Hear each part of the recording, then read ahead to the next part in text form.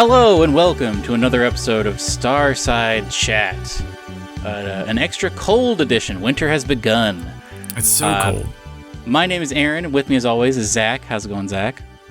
Good, other than I'm very cold because it's like 20 degrees outside, basically. Winter has started. I woke up, I think it was on Monday or Tuesday, and it was fully snowing outside, and I was not into it. But here we are. Yeah, it snowed for like 3 days straight here. Not great. I know, it didn't like, stick really. Yeah, it's not like we didn't get a huge amount. I think it was only like roughly 3 inches, like if that, across 3 days. So it was like a really slow downpour, but it was like constant. But I know in like New York and that area, they got hit really hard. I was just about to talk about that, yeah. In Buffalo, they got like 4 to 6 feet or something. Yeah, like it looked insane. I saw some video of it, and like there were, one of the videos I saw was like one of those like snow sort of like those DOT vehicles like pushing snow out of the way, and it was like there was a giant mound in front of it, so you could almost barely see the top of the plow, and it was just like pushing giant amounts of snow out of the way. It was crazy. No thank you to that.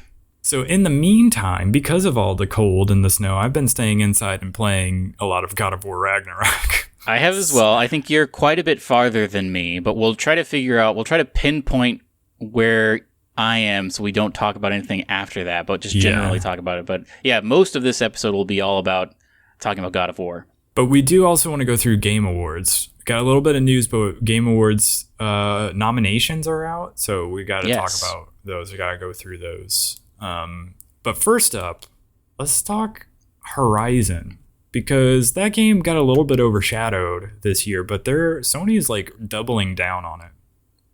Because I think there's a TV show in the works. Oh, really? I didn't know that. That makes sense to me. Yeah, among the things that Sony wants to adapt to like a TV series, I think it's one of them. But the big news that came out was that they're working on a Horizon MMO. Supposedly from the developer of Guild Wars. So I have no clue how that would be, but like obviously they're working on a VR Horizon game as well. Yeah. So yeah, it's a big IP for them. Yeah, it has sort of taken over as their sort of central IP now that sort of Uncharted is a little bit in the past.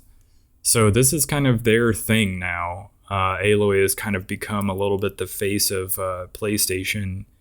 And I mean, obviously you have God of War as well, but Horizon is sort of their big series right now. So makes sense. This is one of those projects, because didn't they talked about how Bungie was going to kind of help them with like a bunch of live service games that they were working on. I feel like this is one of those projects. Interesting. Makes me wonder if they'll do something in the God of War universe, but now that would be crazy. I think God of War is so ripe for a television series. They've got to realize that it's like basically a movie already. It basically is, yeah. And I would be, man, wouldn't it be cool if they took the same approach where it is like a one shot? I think that would make it a very cool like HBO show or whatever. Yeah, and they do such a good job with those big like cinematic moments, so yeah, it makes a lot of sense for a TV series. So, did you ever play or take a look at Guild Wars or Guild Wars 2 back in the day? I heard great things about it, but at that time I was not like into MMO style games, so I didn't ever play it. I watched a good amount of, I forget who. I used to watch those guys, the Yogscast, a whole lot, and they were into, or at least a couple of them were into Guild Wars 2 for a while. So I'd watch their videos, and it seemed cool.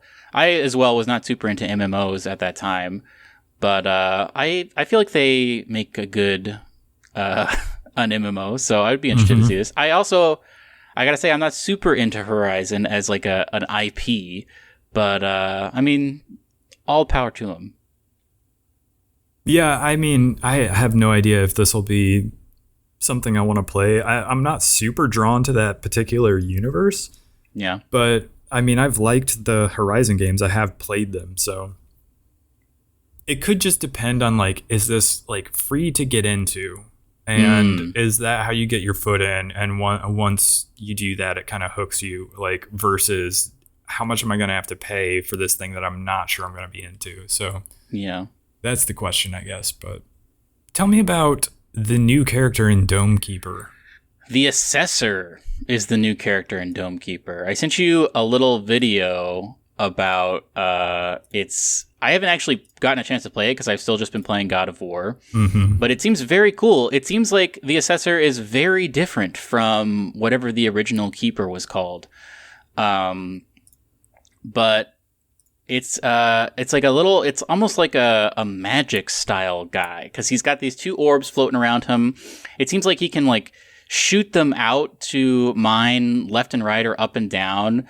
And he can also like pull things into himself. I don't know if what we're seeing in the... Again, I haven't played this yet. So I don't know if what we're seeing are like his version of upgrades, like his different modules are just go to him instead of his dome or something. But it looks great. I'm very excited to check it out. It seems like he's got a lot of interesting ways to play where you can like bounce your balls off and like continue to mine super quickly. Dome Keeper is great. I love Dome Keeper. I'm very excited to check out the Assessor free update available now. Yeah. But it is a great difficult game. And I watched that video you shared of the Assessor, and he does seem like way faster at like mining around than I think the original character is called the Engineer. Oh, I think you're right. Yeah. He's just like digs around and you can upgrade your shovel basically. But I mean, this, and you're right, it could just be the video they shared is like after having like a ton of upgrades. But yeah, it looks like just sends out an orb that like bounces around and like chips away at the dirt all over the place. So yeah, I'm interested. When I can pull myself away from God of War, every waking moment that I have time to play a video game, I've been playing God of War. Yeah, but I'll eventually check this out and we can report back. And I'm super into Dome Keeper getting more updates. I'm glad they're continuing to support it. I want new domes and new upgrades. I hope this is a game I can continue to play for quite a while. Yeah, I would definitely keep playing it even throughout next year if they keep dropping like new little bits of content to add on to it. But very good game. But speaking of, I guess it's not a mobile game. I wanted to say mobile, but maybe it's because I think of it that way because I play it on Steam Deck. But apparently the Sonic designer, Yuji Naka, was arrested for alleged insider trading. Yeah, this is a weird story. But I guess the guy who invented Sonic is in jail now for a while. Yeah, and the insider trading investigation involved the reveal of like a mobile Dragon Quest game, which I like vaguely recall hearing about a long time ago, but I didn't know it was out already. But evidently the mobile game Dragon Quest Tact is not only out, it's been out for a while, but that was the game that got Yuji Naka in trouble. So yeah, I don't know what else to say about it, but I just thought it was like a bizarre, interesting story for somebody as like sort of iconic within the gaming industry because of like the fact that he's the designer of Sonic. To hear or see his name be attached to like an insider trading investigation is pretty crazy. It would be like if I'm trying to think of a good analog of like, I don't know. It's just it's a weird thing. I mean, you don't really see these two worlds cross so much, like this weird white collar crime with like video game people. It's just a weird not even just like video game people, but like famed like Japanese developers. Yeah. Even it's more weird. So than like every now and then you'll get like a controversy around like what was the guy from the Borderlands developer Gearbox, there was like some sort of controversy around him that one time. Remember. I mean, I feel like every now and then you'll get that with like Western developers, but like you don't expect to see that with like Japanese developers for some reason, but weird story. Anyway, let's talk about the games that are out this week. There's 3 of note. So Somerville and Pentiment are both out on Game Pass right now. And it was funny. I was listening to the MinMax show this week, and Ben Hansen brought up the fact that what a weird thing for Microsoft, since those I believe are Microsoft's like studios now that made these games.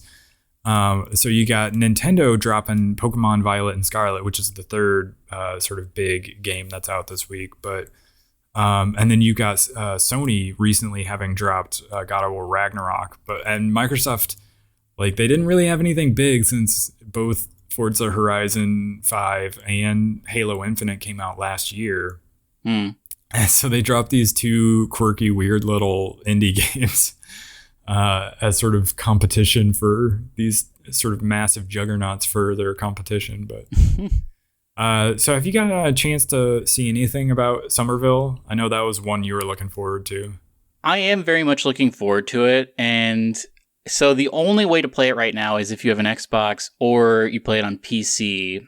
I think eventually, my ideal is to play it on my television, which just has a PlayStation 4 and a Switch right now. But I'm kind of okay waiting a little bit because I've heard from multiple sources that there are just like, it's a very buggy game. It's not well optimized. Like there are frequent glitches, and some of the puzzles are like they don't work right away. Like you have to reload checkpoints in order to get them to really? you can do it in such a way where you break it where you can't solve the puzzle, so you have to go back to a checkpoint so you can start from fresh.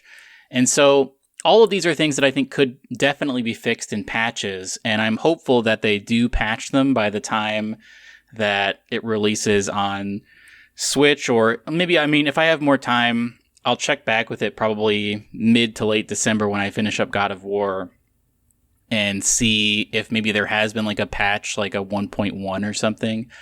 Because I would love to play it. I think it was that Kyle Hilliard guy who was saying, like, in his review, there are a bunch of cool things that happen in this game, but it's stuff where he would say, like, oh man, I can see this being really cool if it hadn't been bugged out and like my character wasn't like invisible right now.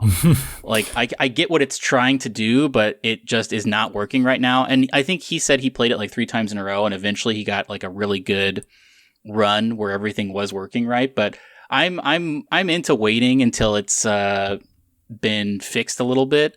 So I'm gonna not buy it at this time. Especially with, we still got God of War to play, but yeah. So we should say this is sort of a side-scrolling, sort of story-driven, somewhat puzzly game in the vein of like Limbo and Inside and maybe Little Nightmares. It's more 2.5D, I think, though, where like it's like definitely in Limbo and Inside, you were only left to right. But this one, you can kind of go back and forth a little bit in the Z-axis, I believe. And I think that maybe is one of the reasons why the developer had so much trouble with it. I have no idea, but definitely it has led to some bugs that need to be fixed. But it looks great. It's like an alien invasion story where you're like a little family with a little child and a dog. And I think it's going to be, if it's anything like Inside, I'm going to really enjoy all of it. And I have heard that Kyle Hilliard guy said that in his review that the ending is super solid, which I'm very excited about. And I think it's really short, too. I think it's only like 5 or 6 hours. Oh, I heard it was shorter than that. Really? I think if How Long to Beat is to be trusted, it's roughly 3.5 to 4 hours. Oh, that's even better. So you could potentially beat this in 1 to 2 sittings. Yeah. And that's kind of what makes it sort of the perfect Game Pass game. Because you just can like fly through it in like a couple nights and then call it good. What do you think about this Pentiment? I was looking forward to this because I do like Obsidian, and I believe it was the like writer behind like the Fallout New Vegas, which is my favorite of the Fallout games. And so like there's like a good pedigree there, and like the art style is very cool. Supposedly the person who's like sort of the main person behind the art style of it was like kind of the person that did all the sort of artwork for The Outer Worlds, which had some really great artwork, especially for like the cover and all of that stuff. And so this was kind of her big moment to shine for like an art style for a game. And it is very unique. But but yeah, it's getting good reviews, I think. And so I'm curious to get into it. I don't know much about this particular style of game because they tried to downplay how much of an RPG it is, but everybody's like, no, this is still an RPG. But it's also like sort of more of a text-based thing where you're doing a lot of reading and you're responding to things as well. Makes me think a little bit of, what was that other like RPG that's kind of a little bit like a novel? Disco Elysium. Yes. I'm not sure how much of, it's in the vein of that, but like think maybe that style of thing, and maybe you'll have an idea of what this game is like. But obviously very, very different setting. But yeah, I definitely want to play this game, but I'm definitely going to wait until I finish God of War before I jump in. Again, it's on Game Pass, so that's probably how I will play it. But it does also seem like, as long as the fonts are still readable on a portable device, this would be another good one for like the Switch or the Steam Deck. You didn't buy Pokemon Violet or Scarlet, did you? I did not. Seems like that was probably a good call because all I've been hearing about is the terrible performance issues. And also, I mean, I watched Game Explain's review of it, and they were gushing about it. They loved the direction it's going in and the non-linearity of it. Mm-hmm. But they did say that like the pop-in is egregious. And like I've been seeing a lot of TikToks of people like zooming into people in the background, and they're going like 5 frames a second, just like clipping along. So every time one of these Pokemon games comes out, or like every time a big game comes out for Switch, I feel like people will say, hey, time for that Switch Pro, right? Like, and they're right. Like, I am kind of worried about Legend of Zelda. That's what I was just going to say. It makes you a little bit worried about Tears of the Kingdom. Like, I know Breath of the Wild was fine. It wasn't perfect, but it was certainly fine. But I don't know. Seeing this game, and maybe this is just, proof of why Game Freak hadn't done an open world before. Maybe their engine wasn't able to handle it, and maybe it's a little bit more on their end than perhaps the Switch itself. They could definitely. I mean, they have to push them out. They pushed out Legend of Arceus, and I feel like they've been doing. Maybe they're under like a crazy time crunch where they're like, no, this has to be released, and so it's just going to have these problems. Yeah, and maybe it's something that they can address a little bit in patches, like post-launch, hopefully. But yeah, I've seen some video as well of like a character running around, and they've got like some Pokemon running along with them, and the Pokemon that are running alongside their character are like moving at like 5 frames a second, and it looks awful. And like crazy popping as well. But the general consensus seems to be that like the new Pokemon generation and like some of the other stuff about like the underlying game itself is good. It's just sort of a performance nightmare, and so it kind of is tough to recommend for some people. But anyway, do you want to dive into the Game Awards? So how do you want to do this? Do you want to start with the Game of the Year and then kind of swap around, or do you want to go in order? Let's start with Game of the Year since that's the big one. So the nominations for Game of the Year are A Plague Tale: Requiem, Elden Ring, God of War Ragnarok, Horizon Forbidden West, Stray, and Xenoblade Chronicles 3. Now, I think the obvious answer here is going to be Elden Ring, but for me, as I continue to play through God of War Ragnarok, I'm like, I know it's going to come down to those two for me. Yeah. I am a little bit surprised that Stray is on this list. I also am. I feel like it was a fun game, but it kind of came and went and didn't really do anything too inventive. I mean, it's cool to be a cat, and I love cats. I was going to say, I liked the game, don't get me wrong. I think it's a good game, and that it's definitely worth playing, but like when I think of Game of the Year, not only do I think of a bigger game than that, a more ambitious game than that, but I also kind of think of something that sort of moves the needle a little bit and sort of pushes things forward a little bit in an interesting way. And I'm not sure I would say that game does it. No, I don't see a lot of innovation in it. It's very cool to be a cat, and I think it could have been something very cool, but it also was like super short, and it doesn't need to be a long game to be nominated for sure, but I don't know. Well, and Stray's definitely not going to win, I guess is what we're saying.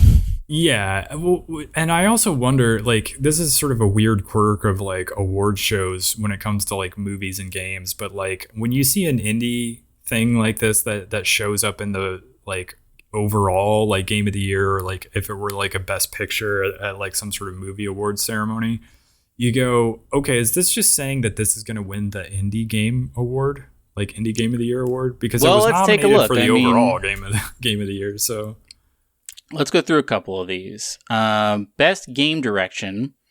This is one I don't know how to quantify. I think that's just going to be either God of War or Immortality. I've not played Immortality, but I've heard it's very striking. I've heard it's very good. I feel like game direction, I don't know, I feel like it has to do with narrative, but there is another category that is best narrative. But it's Elden Ring, God of War Ragnarok, Horizon Forbidden West, Immortality, and again Stray for some reason. I feel like there are some people who are going to want to give it to Elden Ring just for like the lore and all of that, but I can't do that just because I hated the quest design. It was so like inscrutable, and like I would talk to a character and they'd be like, well, see you later, and evidently that meant that I was supposed to meet up with them at some camp like later on in my journey. I was like, oh yeah, I'd already been there.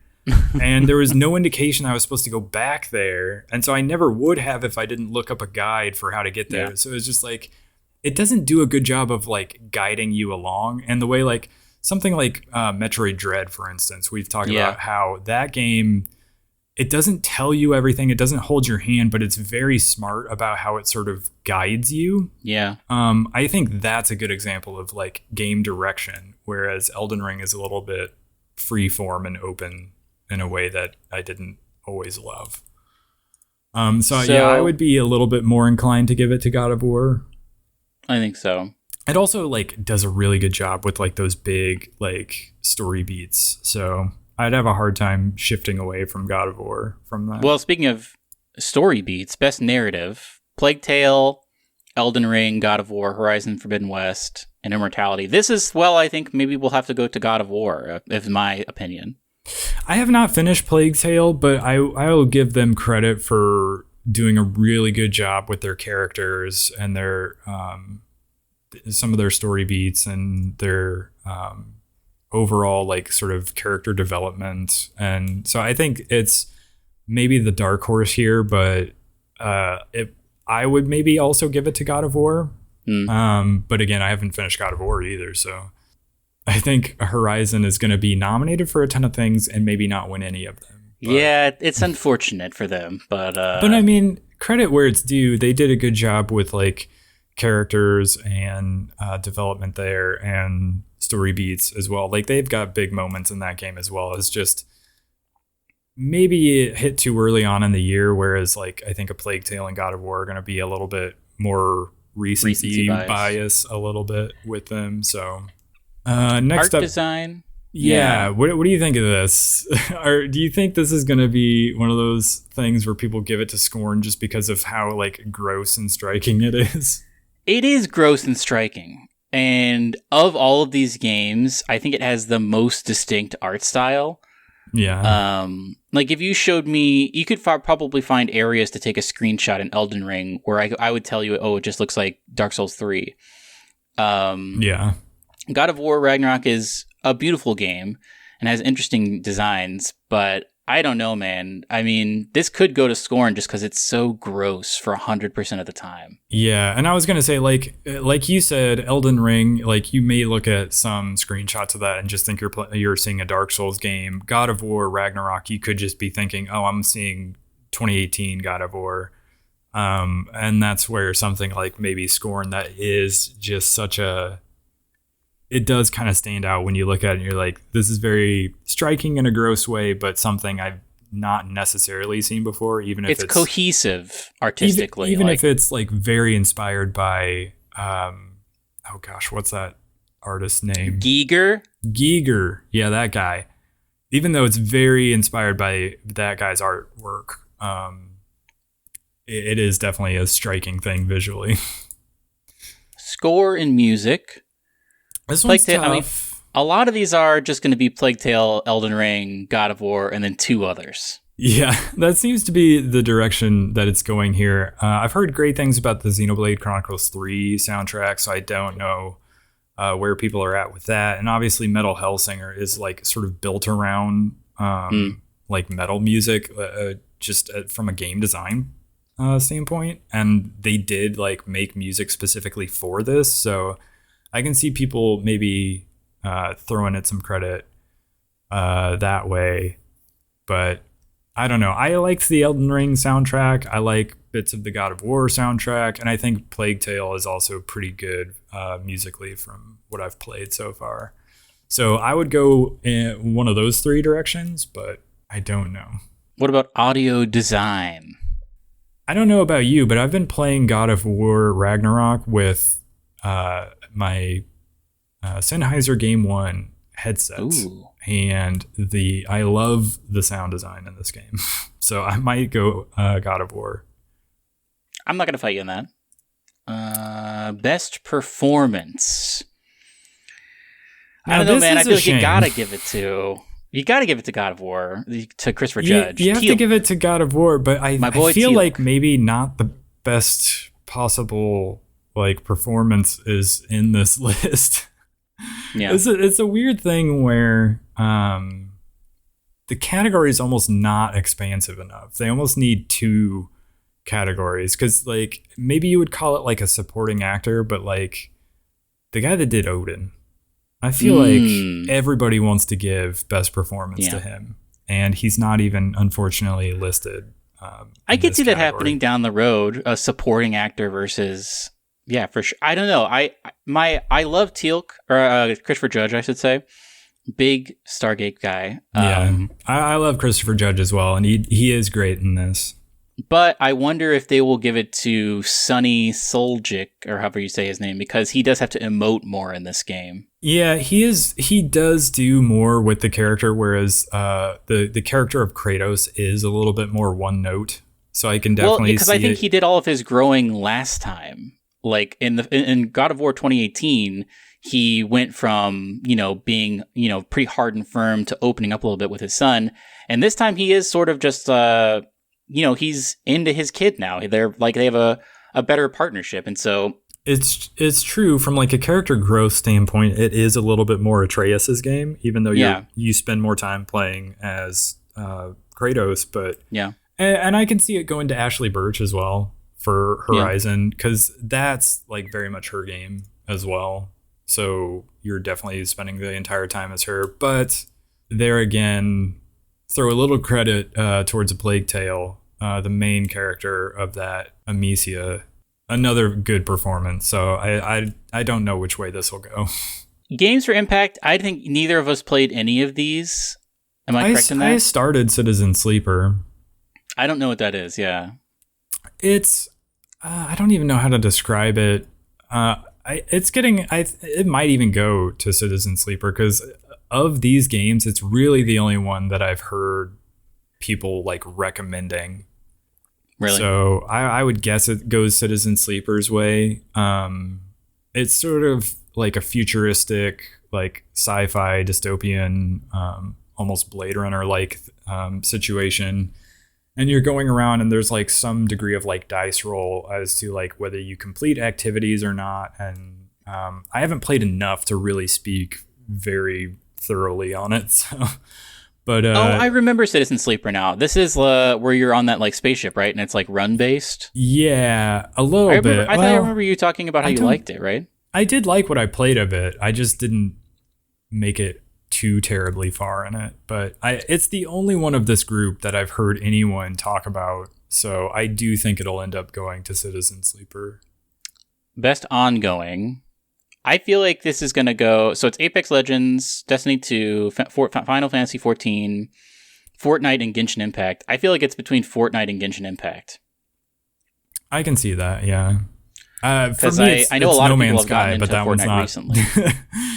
For me, it's No Man's Sky, but that's not nominated. So, but yeah, it probably will go to either Fortnite or Genshin. But now, best indie.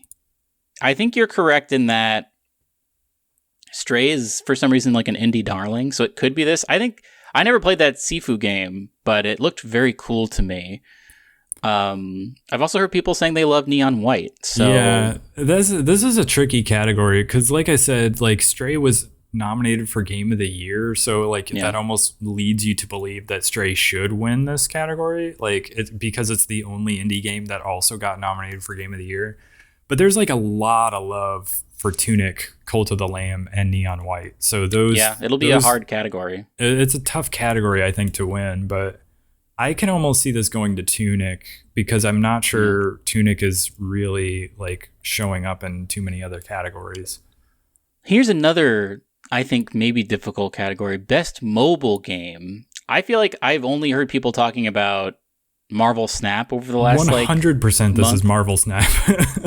But people also love Genshin Impact, and I could see if Genshin Impact wins Best Ongoing, it will also gain steam and win Best Mobile as well. I don't quite understand how it can be up for Best Mobile Game. You can play it on your phone. Well, yeah, but like, did it come out this year? Like, why are we? Like, well, Apex Legends didn't come out this year, did it? I don't know. I never played. Actually, I have no idea. Maybe the mobile version did come out this year. I'm not sure. It just is a strange thing to me, like to nominate a game that came out several years ago in this category for this year. Maybe I'm wrong. Maybe that's just how this category goes. But like, I am 100% leaning towards Marvel Snap because again, we talked about this like a week or two ago, where it continually is like brought up in conversation. Yeah, and for years since really Pokemon Go, I cannot remember a time when like a mobile game was talked about this much, at least in a good view. Like Diablo Immortal got a lot of talk, but not for good reason. So it will not be that one. I think I know what your pick is going to be for the next category. Best community support is Apex Legends, Destiny 2, Final Fantasy 14, Fortnite, and a little game called No Man's Sky. I mean, obviously, I'm going No Man's Sky here. Yeah, I think that could be. I mean, it's such a success story. Yeah, the updates are free, so you don't have to pay for that. I mean, I guess Fortnite is free, and you don't necessarily have to pay for like a season pass, but I don't know. You get a lot of game when you buy No Man's Sky, and it did get like a new launch on Switch this year as well. Mm-hmm. So maybe there'll be some recency bias there as well because people will be thinking about it, but I don't know. Innovation and accessibility, I think, is going to go to God of War because their accessibility section. There's a lot there. Yeah. It's crazy how big it is. Yeah, you can tailor that game to be played by almost anybody, and so I feel like they're definitely going to get kudos for that. Yeah, I think they should get kudos for the amount of accessibility features there. There's a ton of accessibility features in Horizon as well. I'm a little bit surprised that didn't get nominated. But to be honest, I don't know anything about the accessibility features of these other games, so it's hard to say. Let's talk about best VR AR. I think. What do you think? I was gonna say, I think people love Among Us, so maybe that would go to Among Us. I think it's either going to be anything about the other games here. It's either going to be Among Us or Bone Lab, because Bone Lab is one where you see a lot of crazy videos of the things people can get up to in Bone Lab, and they have continued to innovate. This is a game that is constantly adding new features. I think you're right, though. I think it probably will be Among Us VR, just because I've seen a ton of people playing that on YouTube. So I would give it to Among Us. All right, best action game. This is a little bit of a weird category, but I can see this going to Bayonetta. Yeah, I can see it going to Neon White. I can see there's a lot of love out there for Shredder's Revenge, and True. This might be the only category where it stands a chance. So people might vote that way. But yeah, I would think maybe Bayonetta would be the way to go here. I don't know what the distinction is, because this is the category we're talking about is best action game. The next category is best action/adventure game. Yeah, these categories get a little bit strange to me. We should say the other nominations for best action game are Call of Duty, Modern Warfare 2, Neon White, Sifu, Bayonetta 3, and Teenage Mutant Ninja Turtles: Shredder's Revenge. And we're saying maybe Bayonetta is the one that will win that one. Now the action adventure is Plague Tale Requiem, God of War Ragnarok, Horizon Forbidden West, Stray, and Tunic. And I don't know, I almost think of like Horizon and maybe even to a degree God of War as being RPGs, but I guess these are like more maybe just third person action games.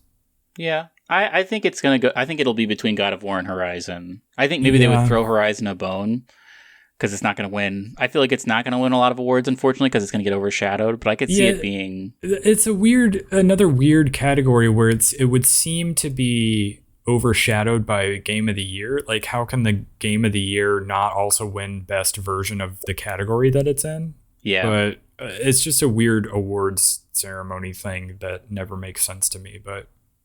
Like, how could you vote for Tunic, for instance, in this category and then let God of War win Game of the Year?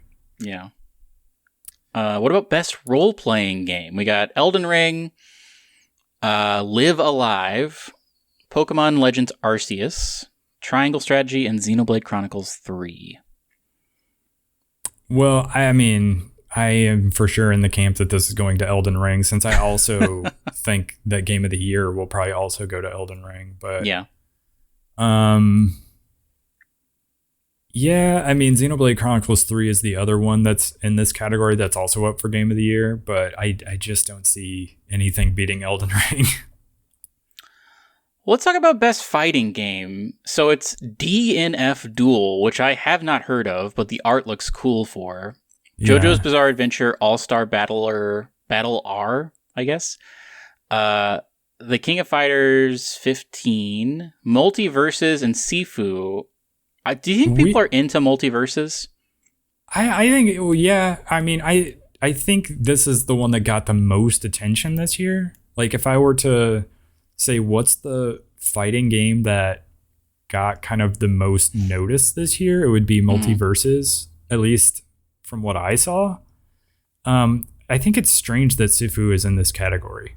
It is strange. Because I think of that as like a third-person action game. And not like a traditional fighting game.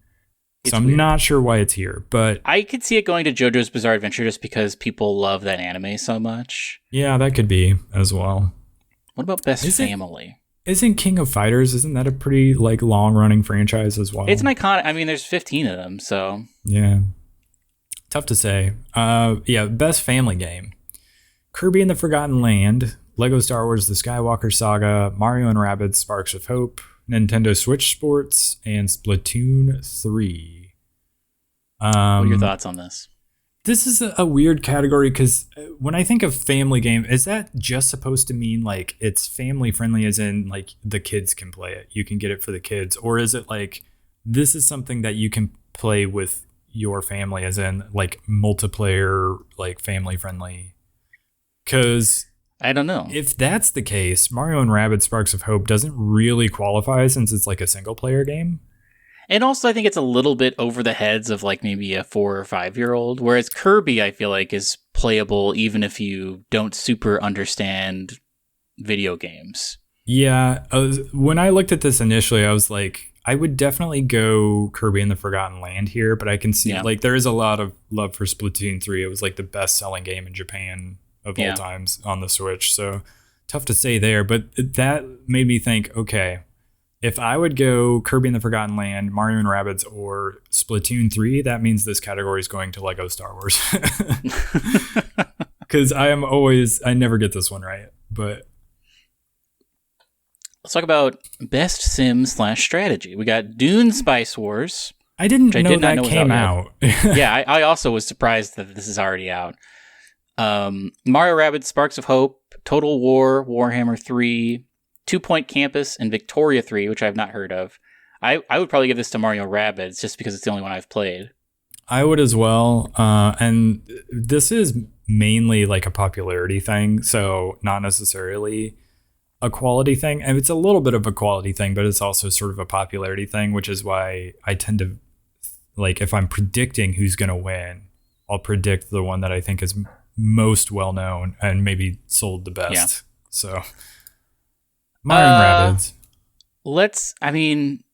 It's very telling that they had to combine these two. This next category is sports/racing, because I don't think anybody cares about either of these. So now it's one category. I guess my pick is Gran Turismo 7. Or no, it's probably Ollie Ollie World. Yeah, I was going to say, I would think Ollie Ollie World. So like F1 22, FIFA 23, NBA 2K 23, Gran Turismo 7, and Ollie Ollie World are the nominations. Not a particularly interesting category for either of us, but if I'm guessing which one's going to win, I would say Ollie Ollie World. I agree with that. So best multiplayer is up next. Call of Duty, Multiverses, Overwatch 2, Splatoon 3, and Teenage Mutant Ninja Turtles Shredder's Revenge. I could see this going to Splatoon 3 or Teenage Mutant Ninja. I think it's probably between Splatoon 3 and Teenage Mutant Ninja Turtles Shredder's Revenge. What do you think? Yeah, I think you're right. I think Multiverses didn't hit as big as those other two. And I agree. Overwatch 2 is good, and I played a lot of it, but I think there are enough like complaints about it as well that they'll probably lean towards Splatoon 3 or Shredder's Revenge. Shredder's Revenge is like a fun game, and it just seems crazy to see like 6 people playing all at once. So it's one of those games I think people want to give credit to at a game show like this. So I'm sure they'll find a way to vote for it. This next category is weird to me. It's Content Creator of the Year, and I feel like it has to go to Nibelian, if that's how you say his name. Just because of his profile picture? Well, no, because he is going to stop doing it. Oh, I've never even heard of any of these people. So Nibelian was like someone you would always see retweeted because he had like a supernatural ability to get the immediate scoop on stuff. He was like always the first person to be tweeting like, there's going to be a Nintendo Direct tomorrow. This is what it's going to be about. A great collector of news very quickly. But then I think he said he tried to start a Patreon, but it like wasn't sustainable. And so it was kind of like a sad thing where he was like, hey, I don't know if I can keep doing this. I'm not making enough money. And I think people are more into the news as opposed to me. And so I think that story is one where if he got this award, people would be like, oh man, yeah, definitely. This guy should get it. He's like a great guy.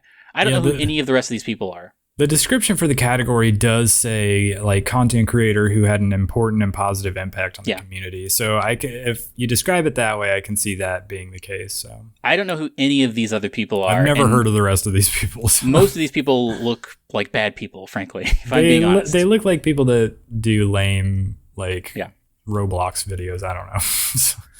Best debut indie.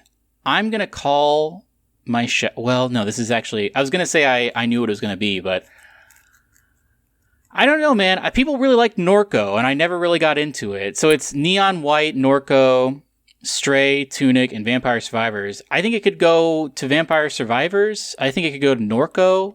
Either of those two. It could go to Stray. I don't know. What do you think about this? The indie stuff is tough to call. Again, I always point out, well, Stray's in this category and it did get nominated for Game of the Year. Yeah. And it's the only one of this group that did. So does that make people lean that direction? But there's a lot of love for Tunic, and obviously Vampire Survivors is like a juggernaut that sort of spawned its own subgenre of video game. So I have a hard time thinking that it won't go to Vampire Survivors. I think so. It changed the landscape so much where there are so many clones of it now. I think it's the most impactful. Although I have heard that Norco is very good, and it really is an emotional roller coaster. Yeah, I've heard good things about both Norco and Neon White. I just think both of those games are maybe a little too niche. Like the people who talked about them, they loved them, and they will be probably in their top 5 most likely. But from more mass appeal, I don't know if those games hit quite as big an audience as something like Stray, Tunic, and Vampire Survivors. And I should say, even though Stray did get nominated for Game of the Year. And I keep bringing up the fact that in all the other categories it's in that doesn't have the other Game of the Year nominees present, that it seems like maybe that should win just based on the indication that it was also nominated for Game of the Year. I don't know that everyone will think that it deserves to have been nominated for Game of the Year. And I think a lot of people would sub Vampire Survivors in place of Stray even. Yeah. Or even Tunic for that matter. Best adaptation. We got Arcane, Cyberpunk Edgerunners, The Cuphead Show, Sonic the Hedgehog 2, and Uncharted. Did you watch Edgerunners? It was very good. Did Uncharted come out this year? Maybe super earlier in the year. It's on Netflix now. I thought that was last year, but it's what is time? I don't know. Yeah. I have not watched Edgerunners yet, or The Cuphead Show. Those are both on Netflix. I've been meaning to watch them. I think Edgerunners is going to win. It is very, very good. Yeah, I've heard it's very good. People also love that Sonic movie, though. True. Yeah, Sonic maybe has slightly more mass appeal, but I don't know. My pick is Edgerunners for this. Having not seen any of these, I would still pick Edgerunners, but now it's the one I want to watch the most of this group. I have a problem with this next category, Zach. Okay. Do you know what my problem is? The two big ones were nominated last year? No. Most anticipated game, Silksong, is not on this list. Oh, yeah, I should have thought of that. Yeah. I don't think anybody cares about... I mean, it's kind of insane that Resident Evil 4 is on this, because it's come out like 8 times. Yeah, this is the 8th release of that game. Final Fantasy 15, whatever. Hogwarts Legacy, I could take your leave. I think this is definitely still between, well, just like last year, it's still between Starfield and Tears of the Kingdom, which we actually have a name for now. I think it was Jason Schreier who was tweeting about this category. He was like, this is just like a garbage category because of the fact that it's basically half the games are the same as last year's like nominated for this category. So well, I mean, if the pandemic hadn't hit, I think Starfield and Legend of Zelda would already be out, and so those wouldn't be on the list. But I think it's going to go to Legend of Zelda again. Yeah, I would guess Legend of Zelda. So I think that's the one that makes most sense here. But the real winner of this category is Silksong. Best esports game. I don't really care about esports. I don't know. I don't either. I'm a little bit surprised that Rocket League is still a big enough deal to be on this list, but I guess maybe it is. I would probably give this to... Actually, I have no idea who this would go. I don't know like if Dota 2 or League of Legends is a bigger game these days. Is Overwatch 2 or Overwatch League still a thing? I think it is. I don't think so. I mean, it's not on this list, so I don't know what the deal is with Overwatch 2. I don't know. Yeah, I don't know either. I used to watch that like a long time ago, but I don't know if now, here's something we really don't care about. Best esports athlete. This is going to be one of those things where they just knock a couple of these out. They cut to someone in the commercial not on the break. stage. Yeah, exactly. And here's the next 3 awards back to back. Esports team as well. Next category. Don't care about that. Esports coach. Whatever. I think it's going to be Chovy. Yeah. I mean, obviously. Best esports team. It's got to go to Dark Zero Esports. Actually, they look terrible. It's got to go to Jin G. That looks like a cool team. And then, esports coach, you got to give it to Roban. I'm glad you made a call on that eventually. Esports events. None of these are super great. We don't care about any of these. No. I mean, I guess... Is that Evo? The end of the categories? Is it? It is. The last category is... I'll give it to Evo just because it's the only one I've heard of. Yeah, that's the only one I've heard of this group, so... Not a Silksong in sight. Yeah, there were articles I saw about the snubs of the Game Awards, and that definitely has to be one of them. When that indie thing, or the Nintendo Indies thing happened, like last week or the week before... Immediately on Twitter, Silksong was trending, and the guy who wrote the Verge article saying like, "Hey, there's going to be a Nintendo indie thing tomorrow," referenced Silksong. So I feel like it's insane to me that's not in the, and that also makes me worried that Keeley doesn't know or doesn't realize that he needs to get information about this and show it to me. I was going to say, this was a topic of conversation last week about possible, or maybe it was the week before the Nindies showcase. We thought, well, maybe there's a chance for Silksong, and we were like, well, it could be at the Game Awards. I don't know. Now I'm worried that Keeley doesn't realize it. Keeley's not up on it, I guess. Which is alarming to me, but I guess we'll be finding out in a couple weeks. Also, how do these get nominated? That's a good question. I actually have no idea. Some amount of it is fan-based. I don't know. Yeah. So, overall, your thoughts on Game Awards? I am more interested in the reveals, I have to say. Like most award shows that I watch, I will usually mute during all of the speeches just because that makes me very uncomfortable for some reason. But I'll unmute for the reveals, and that's what I feel like 99% of the people are watching for. People care about if their favorite game wins and stuff, but I really want those hot reveals. Yeah. So, I'm still excited to watch. I'm excited to see what Keeley can pull off, but I don't know. Let's get into God of War Ragnarok. Yes, let's do it. We're almost an hour in. Almost an hour in, so give us an hour and we'll get through this. So you're playing on PS4, right? I am, and I haven't noticed any dip in quality. I had one crash, actually. I was in the desert area and I just got off of my sled and walked up to a thing and hit it and the game crashed. But that's the only performance thing that I've seen. Everything else has been super solid. My PS4 does sound like it is taking off. It is an airplane that is flying overhead. Because you're on base PS4 and not PS4 Pro. Correct. But I haven't noticed any screen stuttering, a ton of stuff. There's a lot of particles on screen sometimes and I haven't noticed anything. It's very well optimized. Yeah, so I wondered about that because I'm playing on PS5 and I always play in performance mode. So I'm playing the sort of 60 frames version. This is, I think, at 30 frames on PS4. I would agree with that probably. Well, sometimes it feels like it is 60, but I think generally it's a set at 30. I feel like there are some cinematics that are baked in where it gets it looks super great. I think the only weird sort of graphic thing to me is the character model for Faye.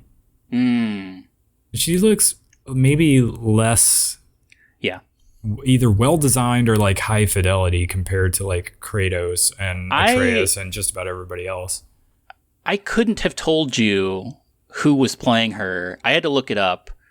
And I feel like if they had spent a little bit more time on her model, I would have been able to immediately, because once I realized who it was, I was like, oh yeah, definitely. But there's not enough polygons in her face. Yeah, I thought the same because I was like, she looks vaguely familiar, but also what's wrong with the character model? Why doesn't it look as high quality as the other characters in this game? And then I saw who it was and I was like, oh, that makes sense. But also I feel like they could have done better. For those who don't know, it's the girl from Daredevil, whose name, I don't remember her name, but she's also from True Blood. Yeah, her name escapes me, but she was in Daredevil. And speaking of weird, casting notes from God of War, have you met Lunda, the, blacksmith? Is she the girl you meet when you go to Vanaheim? Yeah, Vanaheim. The girl who's with the mysterious orb? Yes. Yes, I have met her. She's the AT&T girl. From those commercials? Yeah. I was scrolling through the cast list on IMDb and I was like, wait, what? That's insane. That's insane to me. She's clearly doing a voice, but I never would have suspected. That's crazy. Also, I clicked on her profile on IMDb and we have the exact same birth date. Really? Yeah, March 8th, 1987. You should hit her up, man. Yeah, well. Same star sign. So, yeah. Other than that, we talked a little bit about the settings, some really good accessibility settings. I love being able to just automatically turn on pickups so I don't have to keep hitting the button. It's nice. I found that as well. Also with vaulting over stuff and jumping across little canyons or whatever. Very nice little accessibility features in there. that I like a lot. So what's your build like? I'm bad at that stuff. I've not really been building. I don't know. I'm so worried to spend like upgrade points on things because I haven't looked up what to do. I wouldn't worry. You're gonna have more than enough. Just spend and spend and spend and don't worry about it. I mean, right now I have a lot, so you'll have more than enough to like unlock all the abilities, and it'll be fine. Right now I'm rocking. I think maybe unless you've changed the same one that you're doing, the poison one that the AT&T girl gives you. Yeah. So the AT&T girl, that side quest, you get like an armor set from her that makes it so that the chest piece makes it so that whenever you block or hit an enemy with your shield, or you do like melee combat without one of the weapons, you like stack poison on them, and like the arms and legs make it so that it buffs up the melee damage you do to poison afflicted enemies. And so it ends up being like really good, not only because like melee combat builds up stuns so much faster than like using the weapons, but also you're like stacking poison on them, so it's like really good. What shield are you using? I basically have stuck with the starter one, not the one he initially starts out with, but like when you have to pick a new one. Mm-hmm. I picked the one that's like built around parrying. Yeah. And I've just kept upgrading that, and I actually got an attachment for it that makes it so that when an enemy gets like a status effect on you, if you double tap the left or L1 to do like the shield bash move, it like transfers the status effect to the enemy and off of you. It's like super good, super useful. So yeah, I've just been sticking with that. I'm using that one right now that you can charge up and like shoot basically. Oh yeah. So where I'm at in the game, you're I think quite a bit farther than me, but I went back to the desert. I got Freya, she's my pal now.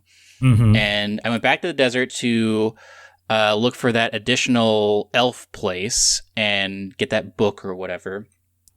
I think I've done almost everything in the desert except for I found the two halves of that key and I opened that door for that big monster, and I'm a little bit stuck fighting that monster, and I think I might have to just come back to it. That big, I think it's called like the gravel belly or something. And so I think I'm about to head back to, I've tried to beat that guy like 4 times and failed. So I think I'm just going to head back to Sindri's house and let the story progress. But the story's been great so far. You get to play as Atreus, which is pretty cool. Yeah, you get to play as Atreus, so it does switch up the combat a little bit. We were talking about that before we started playing, what they were going to do to sort of slightly evolve the combat a little bit. And so just like giving you another character to play as. I guess we should have like prefaced this with like half game spoilers, because I tried to avoid letting on that I knew that you were going to play as Atreus when we talked about the game earlier. Yeah. Because I knew you hadn't gotten there yet. But yeah, so you do like, you have your bow and you have 2 different firing methods for that. And then of course you can melee with it. And it was funny when you go to like open the first chest as Atreus and you just punch it and you're like, ouch. And you have to break it open with your bow. So are you in the desert area where like, I forget what they're called, but they're like big jellyfish? Yeah, I just freed the second one, and then they like danced together in the sky and then like disappeared. Yeah, that was a very cool scene. I agree. That I recommend go do that side quest. And it's all side quest. Yeah, and it was weird because I know you were supposed to go there with Atreus, like because they give you an option, like after you sort of complete that area the first time. They're like, go ahead and explore if you want. And for whatever reason, I thought I needed a piece of equipment I didn't have yet. So I just like went on with the story. And then I went back later and completed it with Freya. And they kept being like, man, it's a shame that Atreus wasn't here to see this. And so it made me feel like I did something wrong. But most of the time, they do try to tell you that like, they sort of try to reassure you that Like it's all good. Like when you sell artifacts to like Brock and Sindri, for instance, it's like, don't worry, you're just selling these, but you can still access them in your inventory. Yeah. And there's all these points like after you complete like a main story mission, they're like, now it's almost fourth wall breaking where they're like, now would be a good time to go do some side quests or something, don't you think? I do appreciate whenever I like throw my axe at something I don't understand. Mimir is like, I don't think that's going to work. We don't have the proper equipment for this. You need to come back later. Yeah, and stuff and like supposed that to me as just well. like messing around with it for a little bit longer. Yeah, so they do a good job of like sort of telling you it's all right and you can keep moving, even without trying to literally break the fourth wall doing it. And there's also an option where you can like, if like characters telling you the solution to like the puzzle annoys you, you can like turn it off basically. I'm into that because I sometimes down. will get stopped somewhere and I need the help. Yeah, I left it on. It doesn't bother me that much. Like occasionally it'll be annoying where it's like I'll hear a character be like, look there, and I'm like, what? Like I don't know what I'm supposed to be looking at. It's not specific enough for you to just say, look there. You need to like stop and point to it. But they don't do that. I will say that I don't super like the those enchantment arrows puzzles where you have to like line up enchantment zones and then set them on fire. Oh yeah. I find those very they're just confusing to me because I'm not really sure. I was stuck on one. When you go to like Freya's marriage place or whatever, there's one of those Norn chests right outside of that. And it took me, I had to look up how to solve that because I don't think they signal to you that if you shoot multiple ones in the same zone, that zone gets bigger.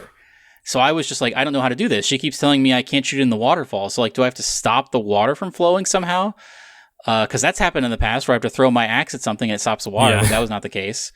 And so I eventually had to look it up and then it was like, oh yeah, just shoot it multiple times in the same area and it will grow way bigger. And I was like, oh, okay, I guess I should have known that. I don't know. Basically, that exact same thing happened to me. I did not know that was a mechanic that you could do until I looked up like the solution to like one of those Norn chests. I was like, oh. And the first couple ones I looked up were just like, yeah, just use the arrows to draw a path. And I was like, I don't know how to do that. I need to watch a video about this. And then I watched a video and it was like, okay, this is what I have to do. For a while there, I thought that I needed to just like go get an upgrade to the number of those arrows that like your sidekick can shoot before I could complete it.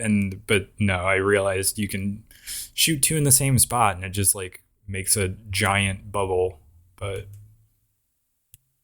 are you more of an axe guy or a blades guy these days? Well, I do. So I go try to do like the melee combat because to take advantage of like the poison, but I do also try to like throw out all of my my runic attacks and like if I need to, I generally prefer the blades, I think. But the axe is growing on me the more stuff I unlock for it because you can just. I will say.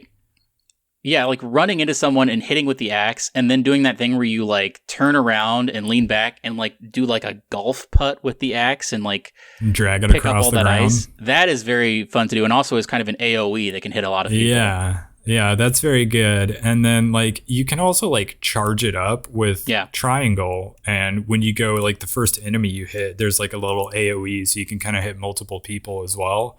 And I feel like that's much quicker and easier to do than the version of that with the blades because you have to like spin it around for a little while until it charges up.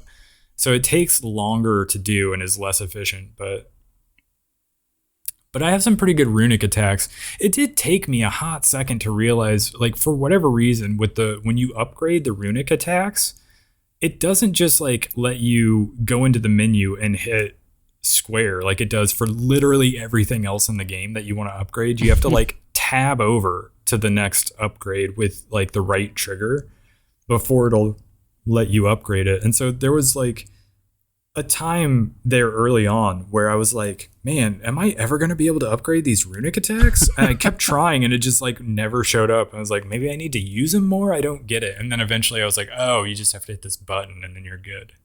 So and here's something else I had to look up. maybe you know this, and maybe there was an on-screen prompt for this that I just missed. But I had to look up how to use those summons that Freya has by holding down square, because I was like, man, I'm getting all these new summons like the Swarm and all these other ones. I don't know how to activate this, and I couldn't find in the menu system how to activate it. And eventually I just like was messing around and figured it out. But yeah, that's what I did. I don't remember seeing like a button prompt to like teach you to use it. I just was like, well, maybe if I just hold it down, it'll work. And it just did. So yeah. I feel like there should be a menu option to be like, these are all the things you can do. Like a thing, I think like Mario even had that. Like in Odyssey, you could go to like a move list of things you're capable of doing. Yeah.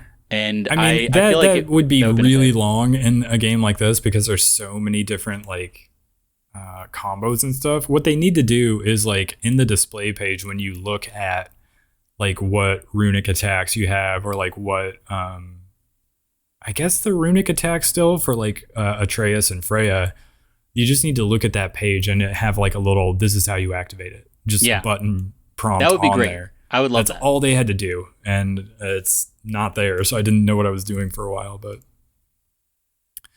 what do you think of the opening fight scene with Thor? Because it's very similar to like the Baldur fight.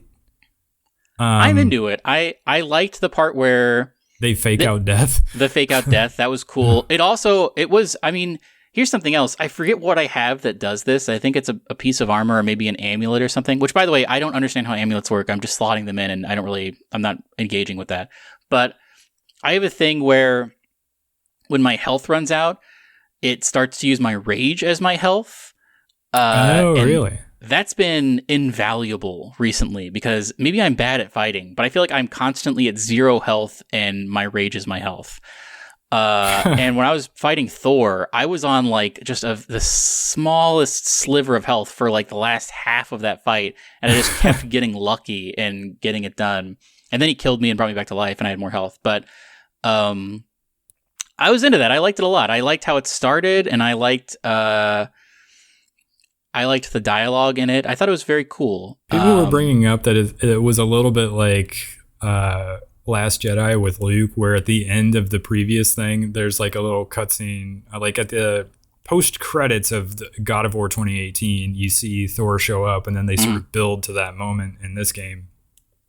And it looks like you're gonna just immediately get into like a fight sequence with him, but then he like pulls out a little thing of mead instead. It's like, let's talk for a little bit. But the reason it's more satisfying than Last Jedi is because the fight does still happen. Yeah. I was into that whole thing. I think we talked about it last time, about how tense that scene was. It was like Inglourious Bastards. Good. I'm all about it, though. I'm so excited to hear more of the story. I've been, unfortunately, busy with a ton of stuff, so I haven't been able to progress. I didn't get to play it yesterday, but I'm going to keep going on it, and I can't wait to see more of the story. You teased to me that Asgard is a very cool area, and I have not seen a single frame of that, so I'm excited to get to that area. It's very cool once you get there. I don't know how much you know about Norse mythology.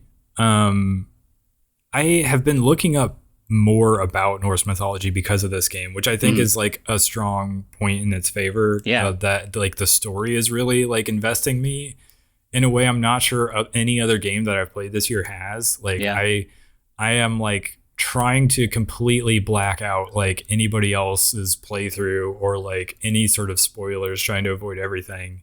And that's something that, like, when we talk about game awards, like Elden Ring versus God of War, like I didn't care about spoilers at all in that game. I was like constantly watching streams and everything, and you had like, to in order to do stuff in the right order. In part, that was because you had to, because it was completely impossible to follow a quest line in that game. But also it's just like that contributed to Elden Ring feeling like it had a massive like cultural impact, which it did, of course. But it's maybe making God of War feel a little bit less like there's as big of cultural footprint. But maybe it's just because I'm blocking everything out and trying to like go it solo until I finish it. That could be, yeah. But again, the story captured me and has captured me in this game. in a way that no other game has so far. So it's going to be really tough to decide game of the year between those two. Yeah, it's going to be an interesting debate for sure. I mean, I guess for me, I'm probably the only person that I know that bounced off of Elden Ring and didn't complete it. But I get that it's like a masterpiece. But this is, I guess I am more biased towards God of War just because I find it to be much more playable. And I'm invested in like the lore and the story of it. But I don't know. I really don't know who it could go to. It is still difficult if that's like a thing people like as well. Like, I think good. If I could have played Elden Ring on the like just give me story setting that God of War has, where I could have like ratcheted down the like accessibility and ease of play, I think I would have played away more of it. But I'm playing God of War on super easy. You can, in that you can just grind until you're way over leveled for everything in Elden Ring, which is basically how I played it. Like the main story bosses that you had to fight in Elden Ring, I basically only took me 1 or 2 tries to get through them. It was because you're so over leveled. Because I was so over leveled, and so it was only the side bosses that were actually difficult in that game. Like the ones that were not essential to beat for story progression were the bosses that I had the most difficulty with in that game. And to an extent, I feel the same way about God of War Ragnarok. Like, main story bosses so far have not been that difficult. It's been like the, what are they called? Berserkers. I don't know if you've run into any of those yet, but I don't think so yet, actually.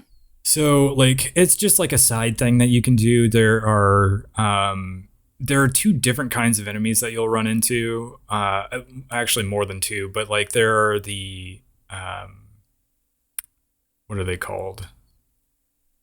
Draugrs. There's like Draugr holes that you go to. I've There's done those, yeah. There are a certain number of those that you'll do, and then there are like these gravestones that you go interact with, and these berserkers come out and you fight them. And those, like the Draugrs were difficult until I realized that when they start glowing, you can actually throw your weapon at them to cause the explosion that they do to happen from a safe distance. Once I realized that, those fights became significantly easier. Yeah.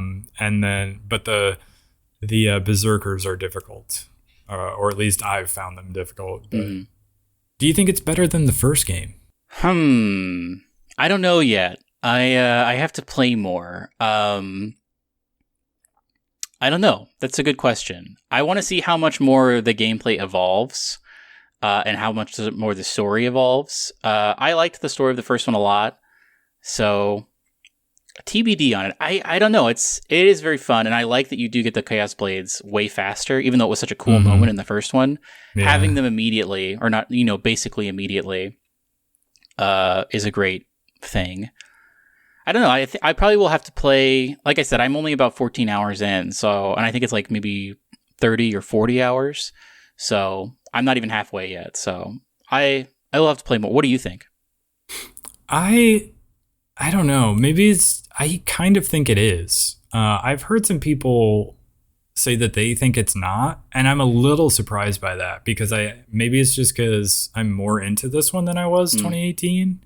Like, I liked that game a lot, but my game of the year that year was Red Dead Redemption 2. Yeah. I think this game is better because of like how quickly the story like captured my attention and made me interested in looking up like Norse mythology. And like the first game was good, and like the story was like a little more low key. It was a little less stakes because you're just trying to get to that mountain. You're just trying to get to the mountain and like spread your dead wife's ashes, which like it's a personal story, sure, but like I don't know.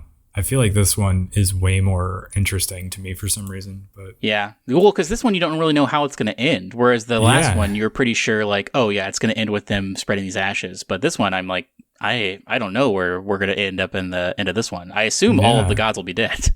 Yeah, I was going to say you have to assume that you're going to eventually take down all the big name gods at some point in this game. Now, you never played the original 3, right? I did not, no. You should. You know what you should do? I watched this the other night. There are compilations. There's one compilation that has like millions of views. That is Kratos killing every god in God of War 3. And it's crazy to watch that. Just the tone is so different. And it's also crazy to think about, like, it's the same character. So, like, this is a dude who was, like, super mad back in the day and, like, did terrible things. You basically punch Hercules in the face until he doesn't have a head. While you're wearing big gloves that are just giant lion heads that are made of, like, metal. I was going to say, I did go back and watch, I think GameSpot had done a video that was like the big story beats from the original 3 games, but it didn't have like that compilation of like him killing all the big name gods. You should check it out. Like, he has a bunch of really good one-liners too, where Hermes is like being very sassy to him. And then he basically just like cuts off Hermes' legs and takes his boots.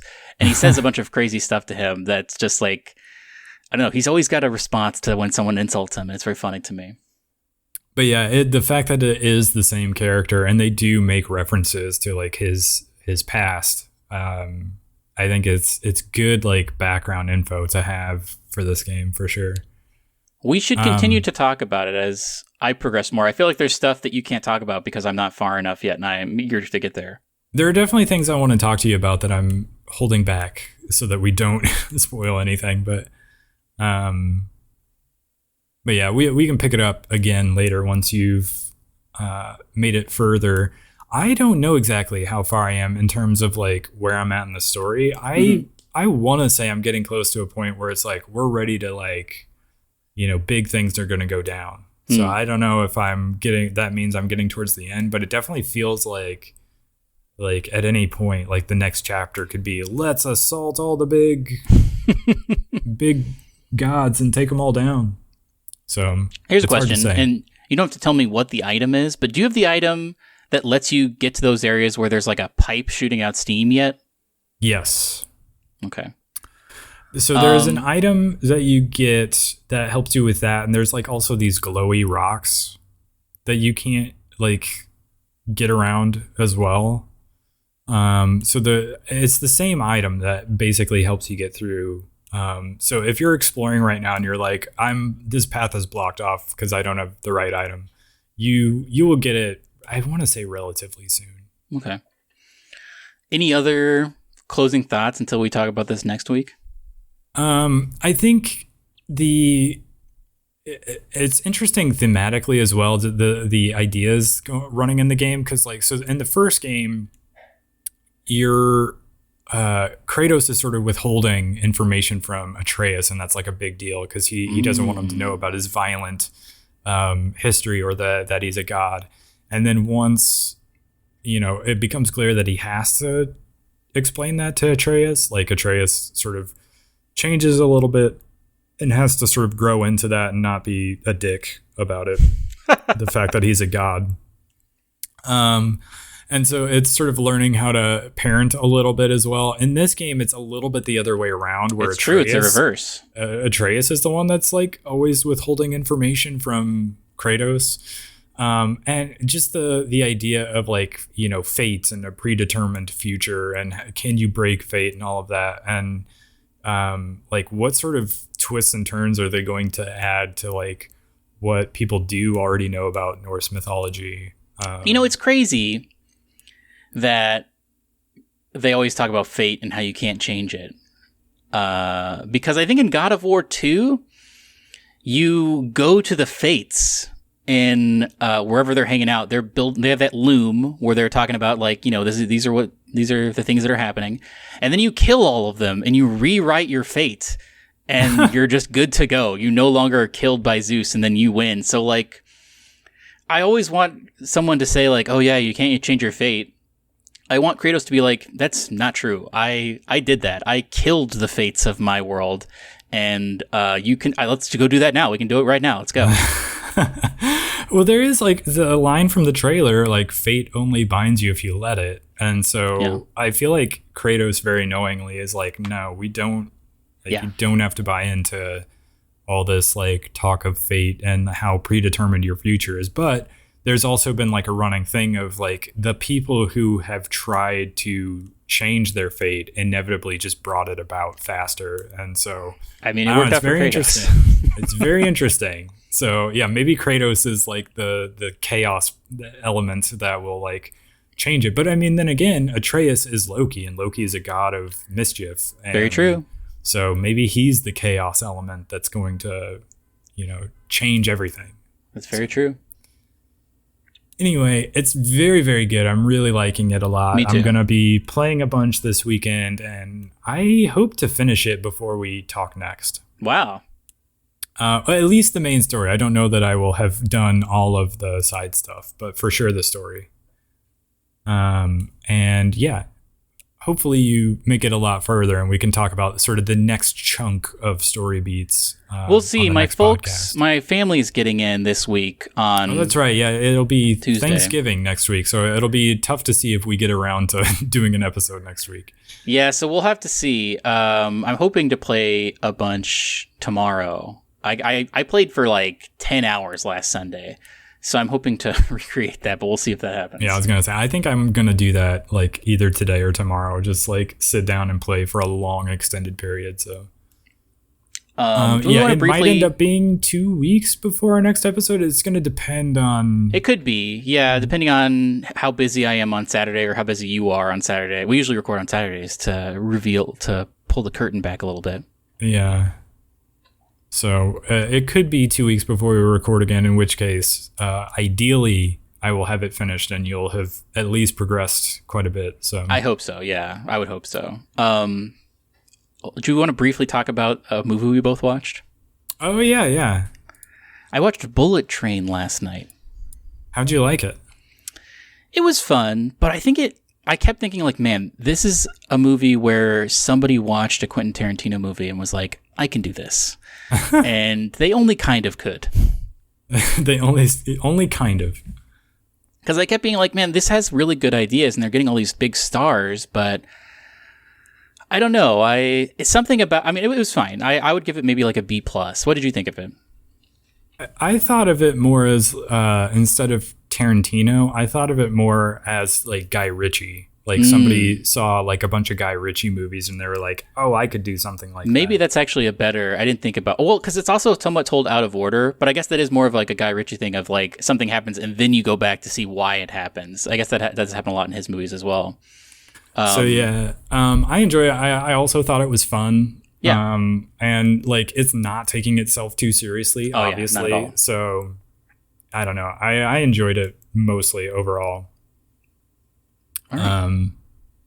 That's a hot wreck. There's a lot more big name people in it than I thought was going to be in it too. Like I knew Brad Pitt was in it.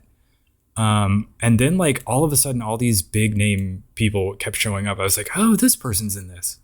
I thought that the main bad guy was going to be someone more famous, but I guess people are into Michael Shannon.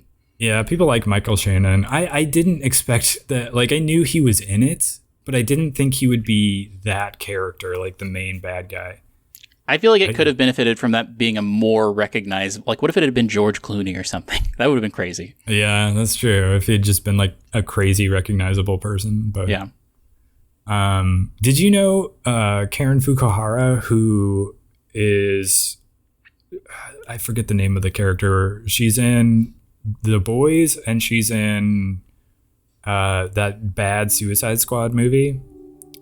She's just like a train like stewardess in this for like I recognized. I was like, she looks so familiar to me, but I don't know what she's from. I was like, is that her? Like, would she take like such a small role in this? But like, I guess she did. Yeah, and basically has no lines. She's in that Callisto Protocol game that's coming up. Oh, really? I didn't know that. Yeah, I saw somebody was talking about her like Instagram. She's been sharing a bunch of stuff about how she's in, like she did like mocap and everything, and she was in Callisto Protocol. And it turns out that Callisto Protocol game has like, there's like an audio like story podcast that is like a few episodes in that's like a prequel to the game. Really? I forget what it's called, but if you look it up, play it? I don't know. I'm not going to play it. I think not, because I don't love horror stuff, but I might watch it is the thing. Yeah, I might watch it. Maybe. It's called the Callisto Protocol Helix Station. But yeah, there's just like a story, like a radio broadcast type of a story thing for that if you're into it. So that was a cool thing I learned about this week. But yeah, on that note, do you have any parting wisdom? You know, I'm still eating almonds every day, and it's been great for me. That's it? I'm loving it. I've still been drinking coffee every day. I recommend that. Big fan of coffee. You know what? Put them together. If you guys want to put almonds in your coffee, I don't think there's anything wrong with that. There's almond flavored coffee out there. Yeah, go grab it. Or, you know what? Like, just munch on some almonds and wash it down with the coffee. That actually sounds pretty That sounds great to me. But on that note, you can go ahead and follow us at Starside Cafe on YouTube, Instagram, and Twitter. And we will catch you on the next one. Goodbye. Goodbye.